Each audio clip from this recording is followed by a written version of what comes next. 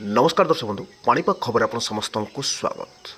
सक्रिय कालबैशाखी जो राज्य में अनेक स्थान में कोहला पाग सांगक देखा मिली भीषण गुड़गुड़ी आज बढ़ दिन तापमात्रा 2 ରୁ 3 डिग्री तापमात्रा वृद्धि नहीं पाणीपाग केन्द्र सूचना देती।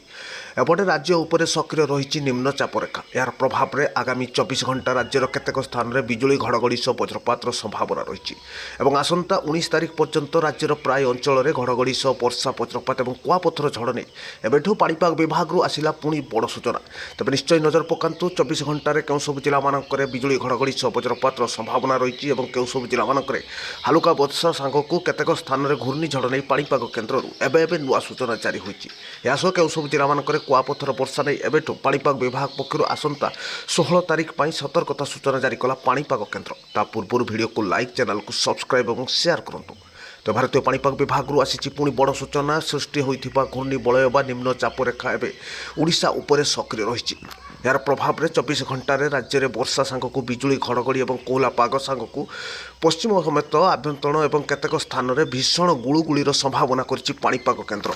तेज सृष्ट निम्नचाप रेखाटी एवं दक्षिण झारखंड तथा उत्तर छत्तीसगढ़ और आभ्यंतरण ओडिशा उपर एवं सक्रिय रही यार प्रभाव में राज्य में देखा मिली भीषण गुड़गुड़ी सांगक अधिकांश स्थान में कोहला पाग विशेषकर उपकूल समेत उत्तर ओडिशा रे एभली स्थिति जारी रही और पाणीपाग विभाग मिलता सूचना अनुसार आगामी 24 घंटे राज्यर 5 जिला को येलो वार्निंग जारी होती बिजुली घड़घड़ी सांगक वज्रपात नहीं।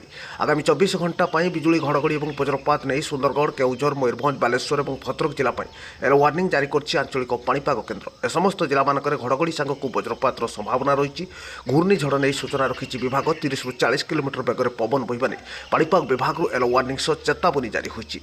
यासह किसी जिले में हालुका व मध्यम धरणर वर्षा लगी रही नहीं पाणीपाग केन्द्र सूचना जारी होती। से सब जिला होती झारसुगुड़ा सुंदरगढ़ संबलपुर देवगढ़ केउझर मयूरभंज बालेश्वर और भद्रक जिला। ए समस्त जिला आगामी किछि घंटा मध्य देखा मिलपारे हालुकारु मध्यम धरणर वर्षा सांगक कोहला पाग और आगामी 24 घंटा मध्य सृष्ट निम्नचाप रेखा उत्तर ओडिशा समेत उपकूल ओडिशा रे देखा मिलिबो। यार प्रभाव में सुंदरगढ़ केउझर मयूरभंज बालेश्वर भद्रक केन्द्रापड़ा जाजपुर जगतसिंहपुर कटक खोर्धा पुरी गंजाम गजपति और नयगढ़ जिले में वर्षा संभावना थिबा पाणीपाग केन्द्र सूचना रही। समस्त जिला गोटे किंबा 2ଟି स्थान में हालुका व मध्यम धरणर वर्षा सह घड़घड़ी लगी रहिबो।